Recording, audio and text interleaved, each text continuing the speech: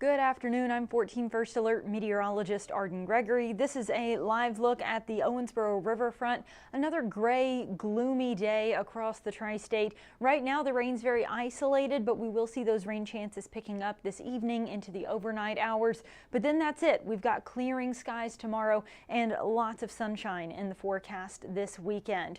We have had very hit or miss showers throughout the day today, but much of the day has been cloudy but dry. You can see there are some additional showers just now starting to move into White and Gallatin counties that'll soon be crossing over into parts of Indiana and Kentucky, and there's some more rain down around Paducah and stretching into Muhlenberg County there. We'll see more showers and storms pushing in from the southwest as we go through the rest of this afternoon and evening, especially after 6 p.m. It seems like the chances of getting some thunderstorms starts to increase. If we're going to get any more widespread rain, it would likely be in the middle of the night tonight while most folks are sleeping. Then that rain pushes off to the northeast rather quickly Thursday morning. We may still catch a stray shower at some point through the first half of the day on Thursday, but generally we're going to see clearing skies, and the clouds and any chance of rain we do see will push off to the southeast, and by the end of the day on Thursday we will have sunshine again. As for our thunderstorm chances, there is a level 1 isolated risk for a strong to severe storm across western Kentucky tonight. By tomorrow, while there may be a little bit of rain still hanging around, the thunderstorm threat will be over. Most of us are probably going to pick up less than a ½ inch of additional rainfall tonight, but if you are in western Kentucky especially and you do get a thunderstorm with some heavy rain, up to an inch of additional rainfall may be possible in parts of western Kentucky tonight.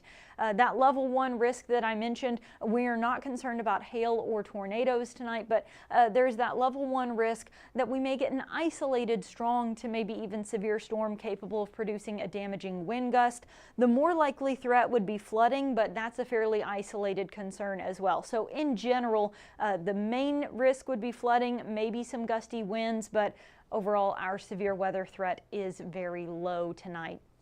Temperatures really mild. It's been cloudy all day long, and that lack of sunshine means our temperatures just haven't warmed up very much. So we're sitting in the low to mid 70s in most locations. Farther south, they've got a few peaks of sun, and so it is 78 in Madisonville and 80 in Greenville. It's 73 right now in Evansville and Henderson, and we'll probably tack on just another degree or two this afternoon. Most of us will top out somewhere in those mid 70s, obviously a little warmer down to the south and western Kentucky, and then those temperatures will fall back through the 70s this evening as our rain chances start to pick up.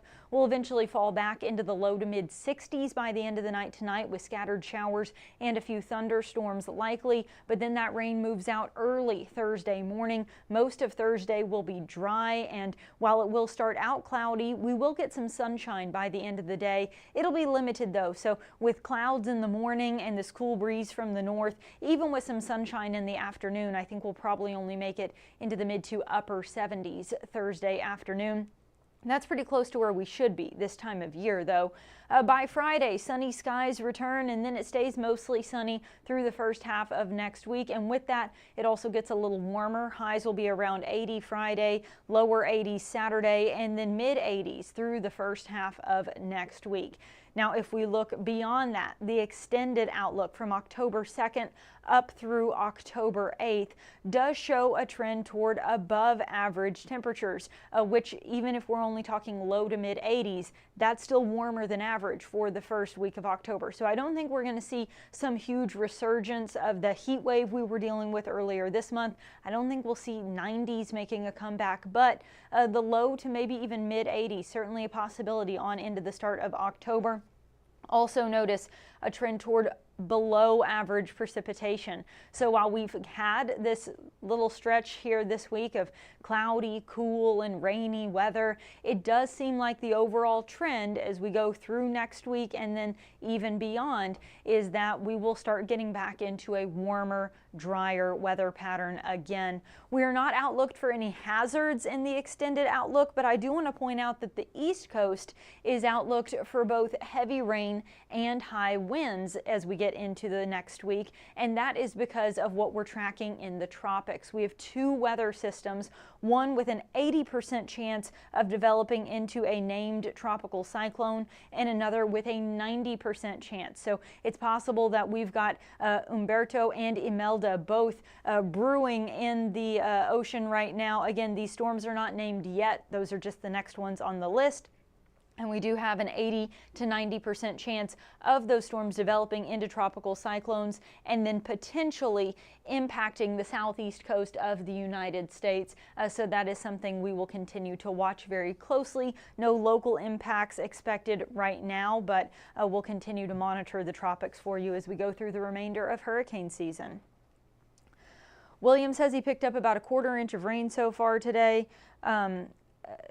Katie asking about that severe weather threat. I am not concerned about a tornado threat. You know, we've had some reports of funnel clouds in Missouri today. I wouldn't rule out a brief funnel, but overall the tornado threat is very low, and I'm doubtful that we would see any kind of rotation that would actually reach the ground or cause any kind of damage. I just don't think we have what it takes in the atmosphere to sustain that kind of rotation today. Obviously, you should always be prepared anytime there's a thunderstorm that things could make a rather quick turn, but there have been some reports of funnel clouds in Missouri today.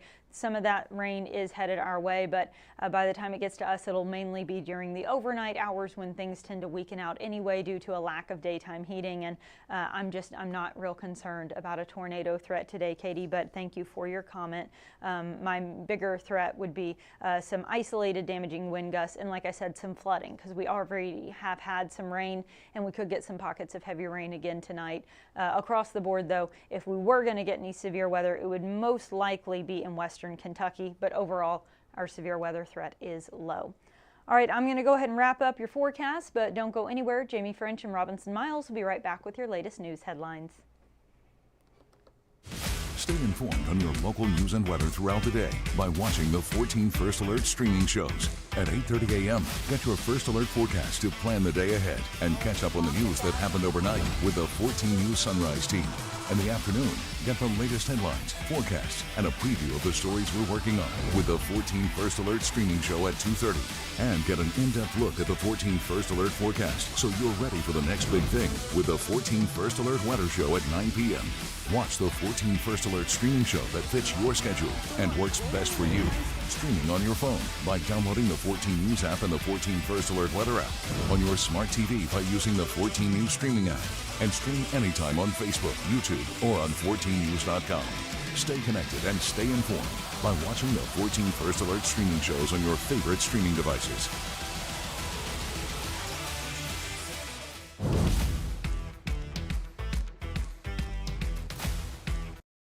Live from 14 News, this is a 14 Digital News Desk update.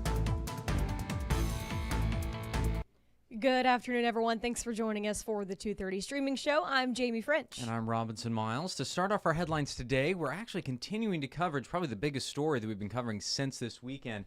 That is that several tri-state organizations are coming together to support Evansville police officer Sam Taylor and his family. Now, as we previously reported, Officer Taylor was shot Sunday morning during a shootout with 18-year-old Jaylani Chu. He's currently in the hospital recovering. Yeah, that's right. So first off, Evansville Vandenberg Central Dispatch is hosting a very special fundraiser. It's a cookout on October 3rd. Officials posted this flyer to Facebook. They say it's a great chance to enjoy some good food, connect with the community, support one of our local heroes. That is happening at Central Dispatch on Harmony Way from 11 to 1. We actually spoke with Dispatch, so you'll hear from them a little bit later tonight on 14 News. Now, the Linville Fire Department will also be hosting a pork chop fundraiser to help Officer Taylor. Officials posted on Facebook that there will be more details to come, but the fundraiser is set for November 22nd. Officials say if you'd like to help with the fundraiser, reach out to Linville Fire Chief Michael May or send a department message on Facebook. This is really cool. A lot of these different organizations coming together, which is to help with what is really a great cause. Yeah, and I'm sure we're going to see a few more of these things kind of pour out over the next couple of weeks and months, of course, to support him and his family. So all the hashtags I'm seeing are like Evansville Strong, community supporting one another. So that's always great to see in times of tragedy. You know, and it's interesting to think about that this is a sort of thing that we really don't see around here a lot. So it's cool to see the way that the community really is stepping up in a major way. Absolutely. Now, on the other side of things, for our second headline today, this is kind of cool. Bishop Joseph Siegel of the Evansville Catholic Diocese got to shake hands with Pope Leo XIV. Now, he met the pontiff after his weekly general audience where he addresses the public at the Vatican. Yeah, Bishop Siegel is in Italy right now leading a 12-day pilgrimage, guiding a group of 36 people to visit holy places and share conversations to grow in their faith. They landed in Italy last Tuesday, and then they've already visited several historical sites across Rome this week. That's a bucket list item, I would say, for probably any bishop, but how cool that our bishop here at Evansville got to shake hands with him. I mean, that's not an everyday thing. That's super cool. I like to think about like what two Midwestern guys would talk about when they run into each other in Italy, like where you get like a really good pork chop sandwich or something like that. Yeah. It's like that's probably what comes up, right? They had some very important conversations, of course, but then it was like, also, favorite food? Yeah. Good place to get a hot dog? Go Sox, like all go, that go stuff. Sox? Yeah, absolutely. That's cool. Perfect. Well, that's going to round out our headlines for today. Of course, we've got a whole lot of other stuff going on across the tri-state. All of our reporters out there rounding up all the information. So we're going to have more details on all of that at 14 News at 4, 5, and 6. And, of course, later this evening at 10. All right. Thanks for watching this afternoon. Have a great day.